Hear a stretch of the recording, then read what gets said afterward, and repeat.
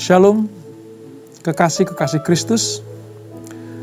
Berjumpa kembali dalam program Bible Study pada malam hari ini. Kita mengucap syukur kepada Tuhan karena pemeliharaan Tuhan yang luar biasa. Hari lepas hari kita ada di dalam anugerah Allah, keselamatan, kesehatan, perlindungan. Sehingga kita mengucap syukur kepada Tuhan. Nah, hari ini kita akan melanjutkan pembelajaran kita.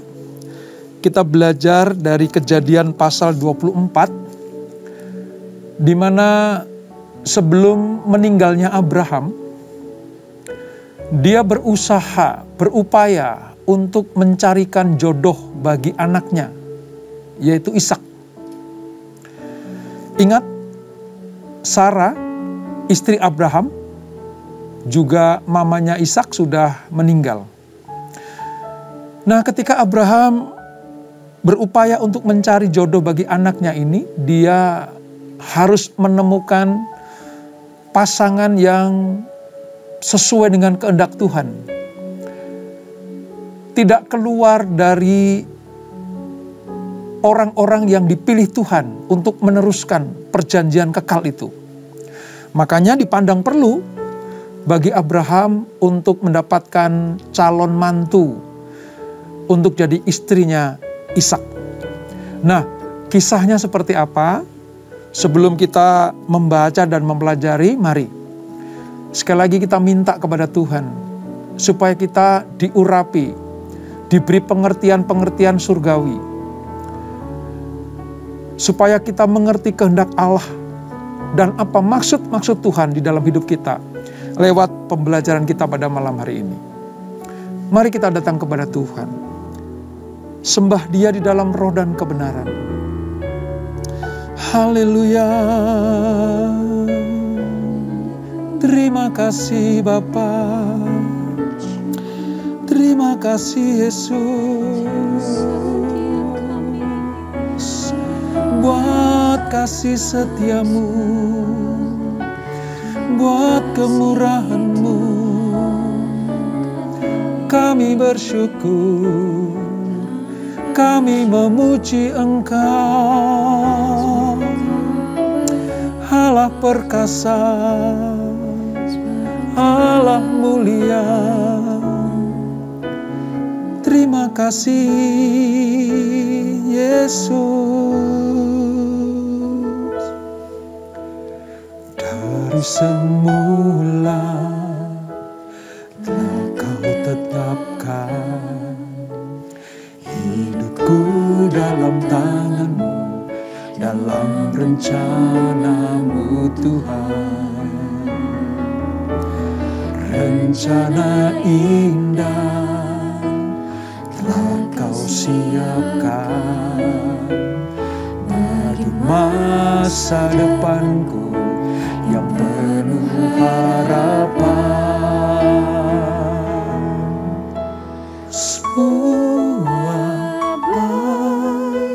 Semua baik apa yang telah Kau perbuat di dalam hidupku. Semua baik, sungguh teramat baik.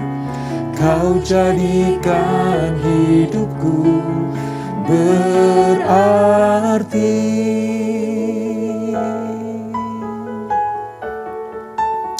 Terima kasih Tuhan. Dari semula telah Kau tetapkan hidupku dalam tangan-Mu, dalam rencana-Mu Tuhan. Rencana indah telah Kau siapkan bagi masa depanku yang penuh harapan. Semua baik, semua baik. Apa yang yang telah kau perbuat di dalam hidupku. Semua baik, sungguh teramat baik. Kau jadikan hidupku berarti. Semua baik, semua baik. Apa yang telah kau perbuat di dalam hidupku. Semua baik, sungguh teramat baik. Kau jadikan hidupku berarti. Kau jadikan hidupku berarti. Kau jadikan hidupku berarti.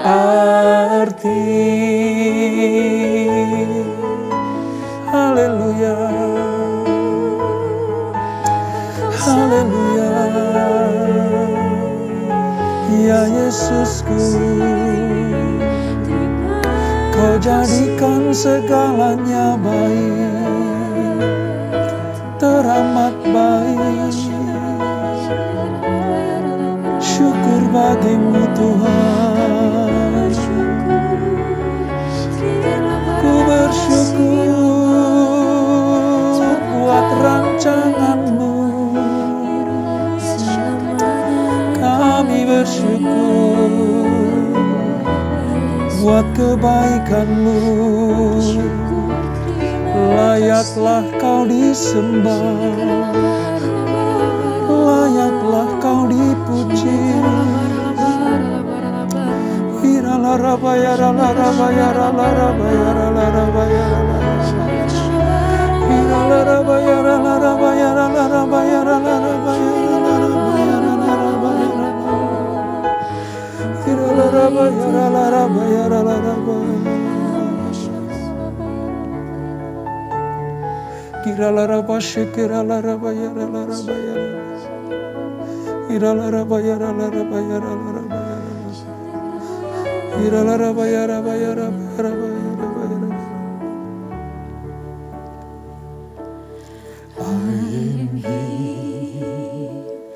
Because of your grace, I am here. Because of your love, Lord Jesus, I am so thankful for your grace abounds to me. Yes, Lord. I am here because of your grace. I am here because of your love, Lord Jesus. I am so thankful for your grace abounds to me. Thank you, Jesus, Jesus, Jesus. Thank you, Jesus. It's only by your grace that I could live today. Forever I will praise your name. Yes, Lord. Yes, Lord. I am here because of your grace. I am here because of your love, Lord Jesus. I am so thankful for your grace.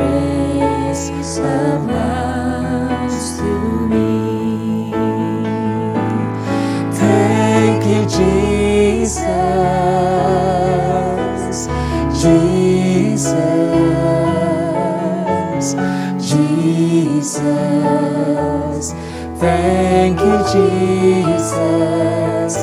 It's only by your grace that I could live today. Forever I will praise your name. Thank you, Jesus. Jesus. Jesus. Thank you, Jesus. It's only by your grace that I could live today. Forever I will praise your name. Forever I will praise your name. Forever I will praise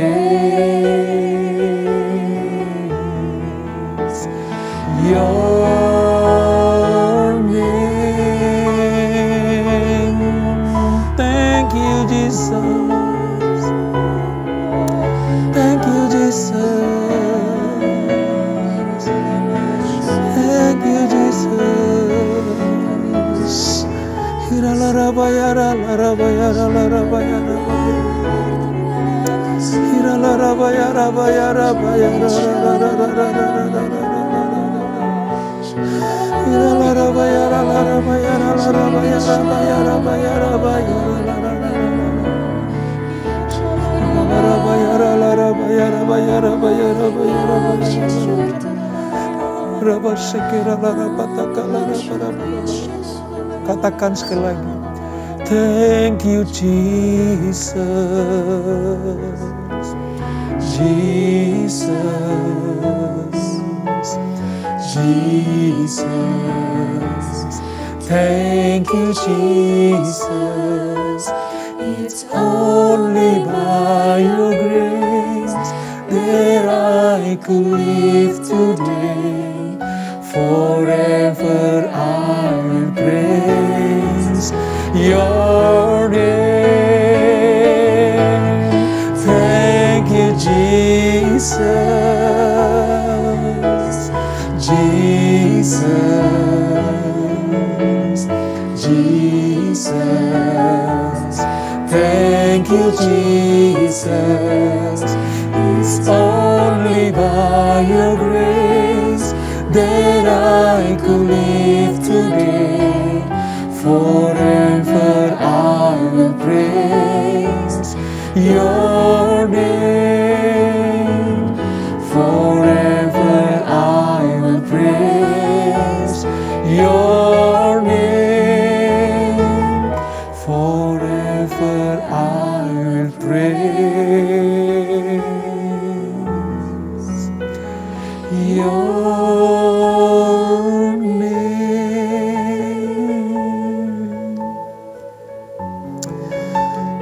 Sungguh kami bersyukur kepadamu ya Bapa.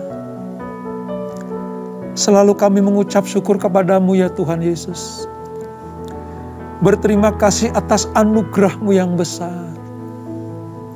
Kalau kami ada sebagaimana kami ada, semuanya karena anugerah-Mu. Kalau kami ada sampai dengan saat ini, kami aman dalam perlindungan Tuhan. Semuanya karena anugerah-Mu. Itulah sebabnya kami memuji Engkau. Kami mengucap syukur kepada Engkau. Kami memuliakan nama-Mu.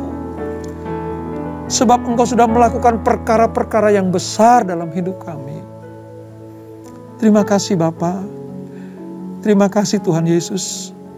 Terima kasih Roh Kudus atas lawatan-Mu, atas jamahan-Mu, atas tuntunan-Mu, dan atas hadirat-Mu yang luar biasa ini. Sebentar kami akan mendengarkan dan merenungkan firman Tuhan. Kami siapkan telinga kami sebagai telinga seorang murid, supaya kami diarahkan Tuhan, dituntun Tuhan, ke jalan mana yang harus kami tempuh, keputusan-keputusan apa yang harus kami ambil. supaya seluruhnya seturut dengan kehendak-Mu. Kami siapkan hati kami sebagai ladang yang subur bagi benih firman Tuhan. Supaya setiap firman yang jatuh di dalam hati kami adalah di tanah yang subur. Supaya bertumbuh, berbuah lebat, dan menyukakan hati Tuhan. Urapi kami Tuhan, urapi hamba-Mu. Di dalam nama Yesus. Mari yang siap belajar firman Tuhan, sama-sama kita katakan amin. Amin. Mari kita buka Alkitab kita saudara di dalam Kejadian pasal yang ke-24. Di buku Alkitab saya halaman 21 sampai dengan ayat halaman 22. Kita akan belajar tentang bagaimana Abraham sebagai seorang bapak dari Ishak anak perjanjian ini sedang merencanakan dan berupaya untuk mencarikan jodoh bagi anaknya. Abraham tahu persis bahwa sejak Tuhan memberikan perjanjian kekal kepada mereka, maka keluarga dan keturunan Abraham itu terikat oleh perjanjian Allah. Nah, perjanjian ini tidak boleh diingkari, tidak boleh dirusak oleh kehidupan-kehidupan di luar orang-orang perjanjian. Oleh sebab itu, dalam hal mencari jodoh pun, Tuhan harus menetapkan Abraham dan keturunannya supaya mencari pasangan atau suami istri di lingkungan keluarga perjanjian. Oleh sebab itu, ketika kita mempelajari hal ini, nanti kita akan melihat bagaimana Abraham berupaya untuk melaksanakan perintah Tuhan itu. Mari kita baca dalam Kejadian 24 ayat 1 sampai dengan ayat yang ke-4 terlebih dahulu. Ribka dipinang bagi Ishak. Adapun Abraham telah tua dan lanjut umurnya, serta diberkati Tuhan dalam segala hal. Berkatalah Abraham kepada hambanya yang paling tua dalam rumahnya, yang menjadi kuasa atas segala kepunyaannya. Katanya, baiklah, letakkan tanganmu di bawah pangkal pahaku, supaya aku mengambil sumpahmu demi Tuhan, Allah yang empunya langit dan bumi, yang empunya langit dan bumi. Ingat ya, Allah yang berkuasa atas itu. Bahwa engkau tidak akan mengambil untuk anakku seorang istri dari antara perempuan Kanaan, yang di antaranya aku diam. Tetapi engkau harus pergi ke negeriku dan kepada sanak saudaraku untuk mengambil seorang istri bagi Ishak anakku. Nah, dari ayat yang kita baca ini saudara, kita tahu sekarang Alkitab menyebutkan usia Abraham sudah tidak muda lagi, sudah tua. Dia sadar akan segera meninggalkan Ishak, akan segera meninggalkan dunia ini untuk dipersatukan dengan istrinya, ya, di tempat kemuliaan yang Tuhan sediakan, yaitu surga yang mulia. Nah, ketika Abraham tahu akan hal itu, bahwa dia tidak lama lagi di dunia, dia meminta hambanya, pegawainya yang paling tua, yang paling dipercaya, yang paling lama di rumahnya, yaitu Eliezer. Kita tahu dari pelajaran yang dahulu, Eliezer ini adalah orang Damsyik, ya. Damsyik itu Damaskus, Syria sekarang ini. Untuk apa? Mengambil istri bagi Ishak yang akan melanjutkan perjanjian tersebut. Di dalam pemeliharaan Allah pada nantinya, kalau kita baca selanjutnya, Eliezer ini bertemu dengan Ribka, saudara. Siapa Ribka? Ribka itu masih keluarga, ya, jauh mungkin ya, dari Abraham. Dia anak perempuan Betuel, orang Aram, dari Padang Aram, Mesopotamia Utara, adik perempuan Laban. Masih kerabat ya, walaupun ya agak jauh gitu. Sedemikian perhatiannya Abraham terhadap perjanjian Allah sehingga keturunannya tidak boleh mengambil istri perempuan-perempuan Kanaan. Tidak boleh ada perkawinan campur antara anak perjanjian dan orang-orang yang di luar perjanjian. Ini pelajaran pertama buat kita pada malam hari ini. Bagaimana sebagai seorang ayah, ibu, orang tua bagi anak-anak kita. Jangan sampai mencarikan istri atau suami di luar orang percaya. Kecuali dia mau menjadi orang percaya silahkan. Tetapi jangan sampai mencampur adukkan terang dengan gelap. Anak perjanjian dengan anak di luar perjanjian. Kalau dalam budaya Mesopotamia, orang yang bersunat dengan tidak bersunat. Bahkan saking pentingnya itu saudara. Abraham minta Eliezer untuk diambil sumpahnya. Letakkan tanganmu di pangkal pahaku supaya aku mendengarkan sumpahmu bahwa engkau berjanji tidak akan mencarikan Ishak, ya, seorang istri baginya dari perempuan-perempuan Kanaan. Abraham tidak main-main, saudara. Abraham tidak sedang bergurau dengan cara-cara dunia untuk mencari jodoh. Ya, yang penting asal cantik lah. Ya, yang penting asal bodinya bagus lah. Yang penting dia anak orang kaya. No. Yang dicari Abraham pertama kali untuk mencarikan istri anaknya adalah kerabatnya. Artinya orang-orang yang di dalam kawasan perjanjian Allah. Sekali lagi, jangan main-main dengan jodoh. Bagi yang belum menikah, ya, bagi orang-orang tua yang sedang mempersiapkan jodoh bagi anaknya, jangan sampai kita salah memilih. Jangan sampai orang-orang yang tidak percaya kepada Tuhan kita berikan kepada anak-anak kita. Para teruna-teruna, para anak-anak muda, jangan asal-asalan mencari pasangan, mencari pacar, mencari teman dekat. Jangan asal-asalan. Wong yang satu iman saja kadang banyak sekali masalah. Apalagi yang berbeda iman. Ini yang harus kita perhatikan. Nah, lebih daripada itu saudara. Abraham tahu bahwa Allah bermaksud untuk apa? Memberikan tanah Kanaan kepada keturunannya. Sehingga orang Kanaan itu harus disingkirkan. Orang-orang Kanaan itu harus disingkirkan. Karena tidak boleh bersatu dengan orang-orang perjanjian. Nah, bagaimana bisa nanti kalau Ishak itu memiliki istri orang Kanaan. Sementara orang Kanaan harus disingkirkan. Dan pada kisah selanjutnya nanti, keturunan Ishak itulah yang bertugas untuk mengusir bangsa Kanaan.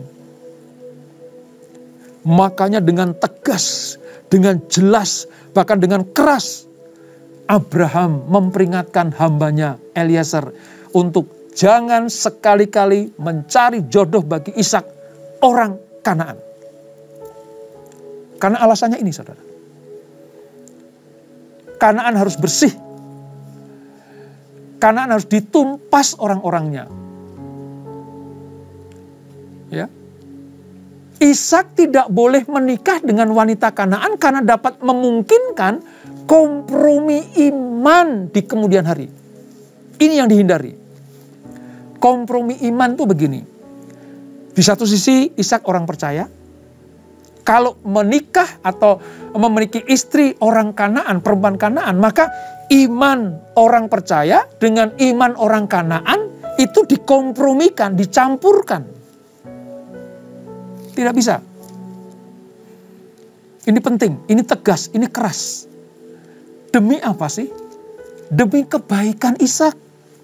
demi kebaikan Abraham, demi kebaikan keturunannya, dan demi menggenapi janji-janji Allah di dalam kehidupan Abraham dan keturunannya.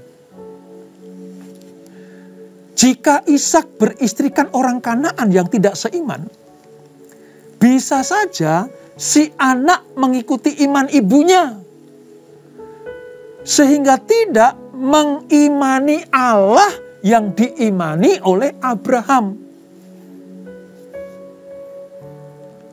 Kalau Ishak punya anak hasil dari pernikahannya dengan orang Kanaan, maka anak-anak ini akan lebih dekat kepada ibunya.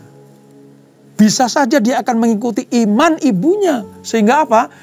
Perjanjian Allah terhadap Abraham dan keturunannya itu akan dibatalkan, saudara. Itulah sebabnya mengapa Abraham sangat konsen sekali dengan hal ini. Sampai harus bersumpah. Eliezer diminta bersumpah supaya jangan main-main. Ya. Ini maksud mencari jodoh bagi orang-orang percaya. Jangan asal-asalan. Jangan hanya sekedar melihat secara jasmani saja. Tapi lihat perjanjian-perjanjian Allah. Tapi lihat peraturan-peraturan Allah. Carilah jodoh yang seiman bagi anak-anak muda yang belum menikah. Dan bagi orang-orang tua, mari persiapkan anakmu untuk mendapatkan jodoh yang seiman. Supaya terjadi penggenapan perjanjian bagi keturunan kita. Ya. Nah, kisah selanjutnya, saudara, bertemu. Ya, kita nggak akan baca semuanya. Ya. Ribka dan Ishak bertemu. Mari kita baca di dalam ayat yang ke 62. Ya. Ayat 62 sampai 67. Ya. Setelah berupaya Eliezer itu melakukan perjalanan yang jauh, ya, ketemu dengan Ribka, lalu harus ketemu dengan orang tuanya Ribka yaitu Betuel, ya. Ada perkataan-perkataan, ada ikatan-ikatan, ya. Minta supaya Ribka boleh dibawa ke rumah Abraham untuk diperkenalkan kepada Ishak, ya. Lalu terjadilah pertemuan antara Ribka dan Ishak. Demikian. Adapun Ishak telah datang dari arah sumur Lahairoi. Ia tinggal di tanah Negeb. Menjelang senja, Ishak sedang keluar untuk berjalan-jalan di padang. Ia melayangkan pandangannya, maka dilihatnyalah ada unta-unta datang. Ribka juga melayangkan pandangannya, dan ketika dilihatnya Ishak, turunlah ia dari untanya. Katanya kepada hamba itu, ya, siapakah laki-laki itu yang berjalan di padang ke arah kita? Jawab hamba itu, dialah tuanku itu. Lalu Ribka mengambil telekungnya dan bertelekunglah ia. Kemudian hamba itu menceritakan kepada Ishak segala yang dilakukannya. Lalu Ishak membawa Ribka ke dalam kemah Sarah ibunya dan mengambil dia menjadi istrinya. Ishak mencintainya dan demikian ia dihiburkan setelah ibunya meninggal. Jadi pertemuan antara Ribka dan Ishak itu, saudara, itu memang sudah dirancangkan Tuhan. Sepeninggalan Sarah, ibu Ishak ini, ya, Ishak sangat sedih kehilangan mama yang dikasihinya. Ishak sangat rindu kepada ibunya. Setiap hari dia merindukan kehadiran ibunya. Maka dia bersedih. Namun dengan kedatangan Ribka ke kemah ibunya, ke tempat ibunya, dan bertemu dengan Ishak, maka terhiburlah Ishak. Jadi kedatangan Ribka itu membawa berkat bagi Ishak khususnya, dan bagi Abraham sekeluarga. Ini sebuah pertemuan yang luar biasa karena dirancang Tuhan. Sebab Eliezer juga minta tanda dari Tuhan tentang pertemuannya dengan Ribka. Jadi jodoh itu yang mengatur Tuhan. Jodoh itu yang menentukan Tuhan. Kitalah yang harus berusaha untuk minta tanda dari Tuhan. Apakah ini jodohku? Apakah ini bukan? Kisah Ishak dan Ribka inilah yang patut kita teladani. Dan ada hal penting saudara yang ingin saya sampaikan. Ishak dan Ribka ini betul-betul menikah dengan monogami. Ya, kalau kita lihat ya, Abraham ayahnya Ishak itu punya selir, punya gundik, ya kan? Ada Hagar, ya. Ya, lalu ada Ketura nanti pada masa tuanya Abraham mengambil seorang wanita namanya Ketura, ya. Kita lihat orang-orang di atasnya memiliki selir-selir gitu. Tetapi lihat, anak Abraham yaitu Ishak hanya memiliki satu istri. Siapa itu? Ribka. Ini menandakan buat kita semuanya bahwa Ishak betul-betul memperhatikan, mendengarkan, dan taat kepada perintah Tuhan untuk hidup di dalam kebenaran. Ingat ketika dia dipersembahkan di Gunung Moria, dia tidak berontak. Dia ikuti apa kata Abraham bapaknya. Diikat dia diam saja, dibaringkan dia diam saja. Ishak menerima apa yang diputuskan bapaknya. Karena bagi Ishak, Abraham adalah wakil Tuhan. Demikianlah dia juga menerima apa yang dirancangkan bapaknya Abraham tentang jodohnya. Bisa saja Ishak mencari wanita yang lain. Nggak harus menunggu utusan Abraham itu yaitu Eliezer untuk membawa Ribka datang. Toh dia sudah dewasa. Dia bisa mengambil keputusan. Tetapi karakter Ishak inilah yang dibawa dari sejak kecil sampai besar. Bahkan sampai mendapatkan jodoh pun dia tetap taat kepada bapaknya. Karena bagi Ishak, Abraham adalah wakil dari Allah di dalam kehidupannya. Para orang tua kalau memiliki hati yang takut akan Tuhan, akan dijadikan sebagai wakil Tuhan bagi anak-anaknya.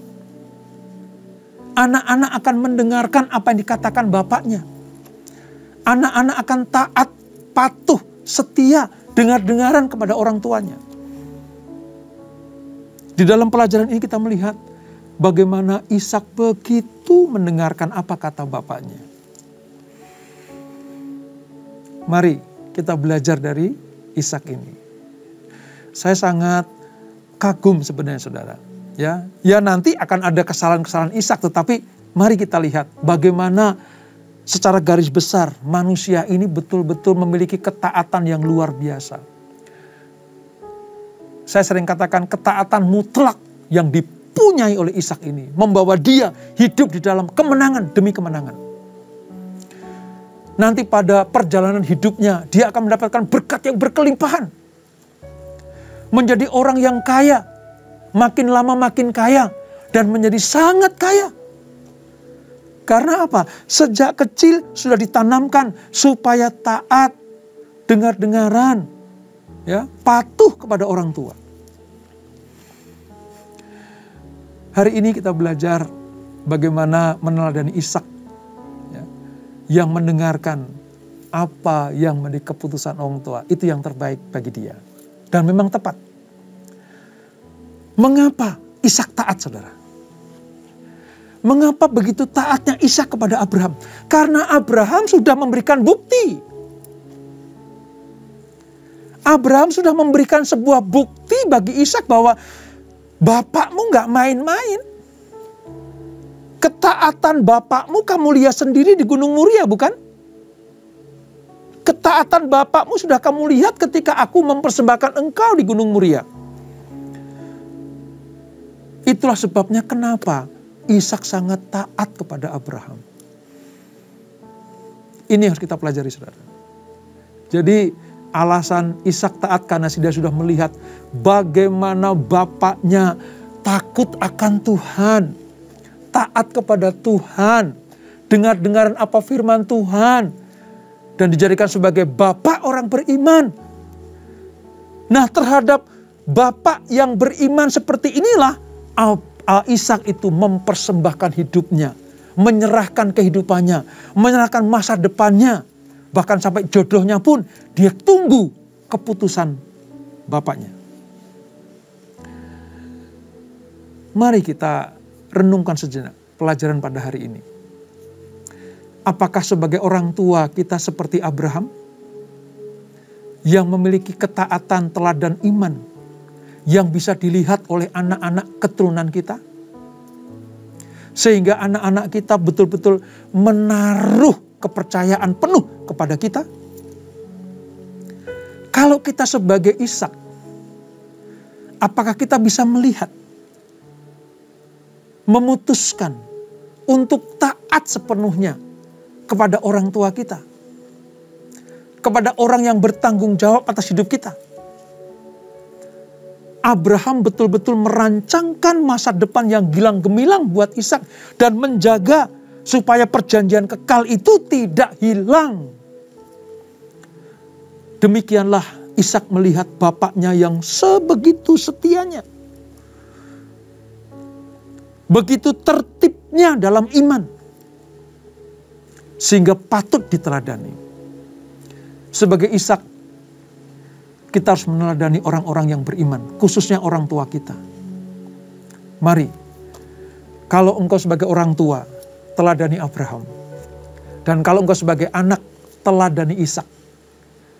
Dua-duanya mencerminkan orang atau manusia yang menjaga perjanjian kekal itu tetap ada.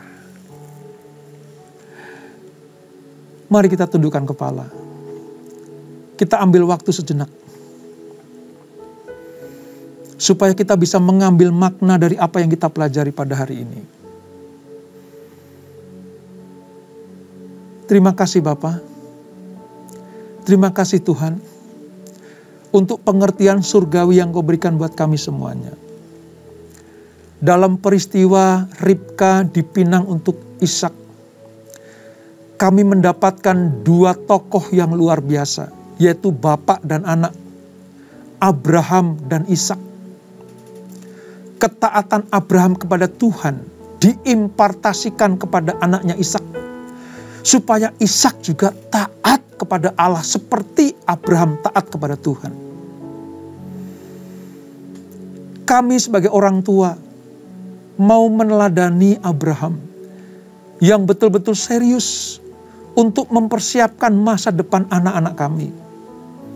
Bukan hanya masalah sekolah, pendidikan, kesehatan, kehidupan, tetapi juga di dalam pernikahan anak-anak kami. Sebagai orang tua, biarlah kami meneladani Abraham, mencarikan jodoh bagi anak yang seiman, bukan di luar perjanjian. Kalau kami sebagai Ishak, anak-anak yang masih tinggal bersama dengan orang tua, biarlah spirit Ishak ini boleh menurun kepada anak-anakmu. Taat, setia, dengar-dengaran kepada orang tua. Seperti Abraham beriman kepada Allah, demikianlah Ishak beriman kepada Allah dan mempercayai apa yang menjadi keputusan Abraham baginya. Dan kami melihat bagaimana keluarga ini betul-betul memegang perjanjian kekal itu. Bagaimana mereka betul-betul memagari perjanjian kekal itu. Tidak mengoyaknya dengan nafsu keduniawian.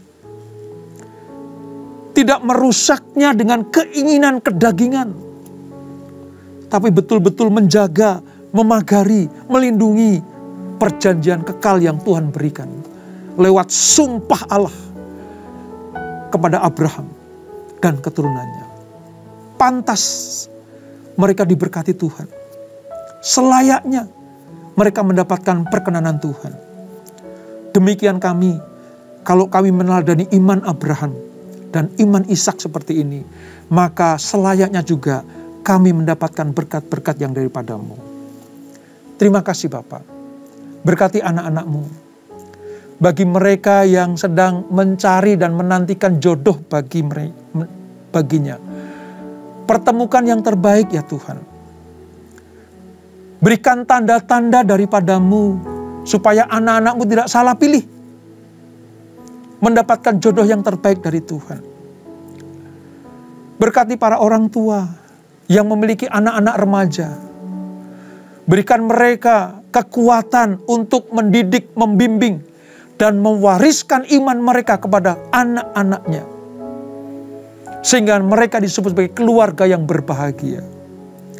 Berkati masa depan keluarga ini. Berkati kehidupan kami semuanya.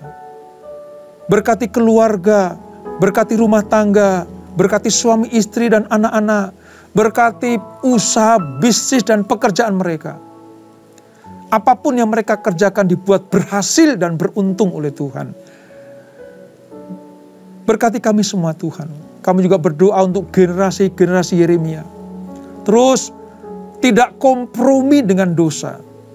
Tidak mencampur adukkan antara terang dan gelap. Namun supaya dimanapun mereka berada, menjadi terang dan garam. Sehingga mereka berfungsi sebagai saksi-saksi Kristus. Terima kasih Bapak.